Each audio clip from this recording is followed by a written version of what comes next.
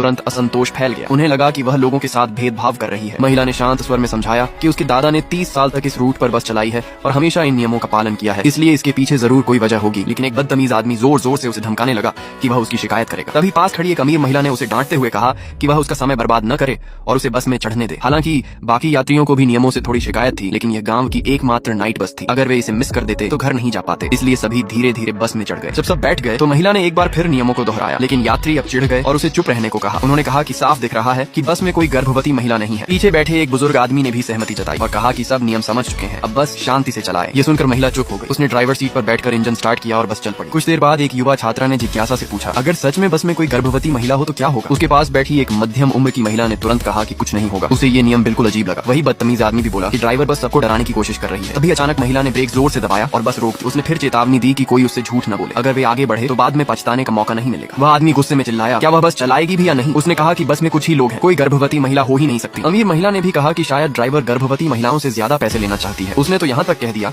कि वह खुद $100 ज्यादा दे देगी। पास बैठी एक ऑफिस वर्कर महिला ने भी कहा कि वह गर्भवती नहीं है और ड्राइवर को बस चलाने को कहा। फिर महिला ने बस दोबारा चालू की और जंगल की ओर बढ़ गई। शुरुआत में सब कुछ सामान्य था, कुछ भी अजीब नहीं हुआ। ये देखकर वह बदतमीज आदमी और भी ज्यादा यकीन करने लगा कि ड्राइवर झूठ बोल रही थी। मध्यम उम्र की महिला ने कहा कि ड्राइवर शायद डरपोक है और जिम्मेदारी से बचना चाहती है। समय बीतता गया, आधा घंटा हो चुका था, लेकिन बस अभी भी जंगल से बाहर नहीं निकली थी। पीछे बैठे बुजुर्ग आदमी को भी कुछ गड़बड़ लगा, क्योंकि आमतौर पर 20 मिनट में जंगल पार हो जाता था। मध्यम उम्र की महिला फिर भी बोली कि ड्राइवर जानबूझकर रास्ता भटका रही है। तभी उस बदतमीज आदमी ने खिड़की से बाहर देखा। उसने महसूस किया कि वह एक ही पेड़ को कई बार देख चुका है। उसका दिल घबराने लगा, उसका सारा घमंड गायब हो गया। पास बैठी छात्रा ने भी कहा कि वह उस पेड़ को पहचानती है। उसने डरते हुए पूछा, क्या वे किसी अशुभ चीज से टकरा गए हैं? मध्यम उम्र की महिला ने तुरंत उसे डांटा और कहा कि वह सबको डरा रही है। तभी बस की लाइटें टिमटिमाने लगी, एक ठंडी डरावनी हवा अंदर आई और सभी कांपने लगे। अब वह आदमी और ज्यादा डर गया, लेकिन वही महिला अभी भी जिद कर रही थी कि ये सब ड्राइवर की गलती है। उसने कहा कि लाइट इसलिए टिमटिमा रही है क्योंकि बस पुरानी है। अगले ही पल कुछ उस आदमी के चेहरे पर आ गिरा। उसने उसे हाथ से हटाया और देखा वह एक कागज था और वह भी भूतों का पैसा। वह लगभग डर के मारे गिरने वाला था, लेकिन वह महिला फिर बोली कि पास में किसी का अंतिम संस्कार हो रहा होगा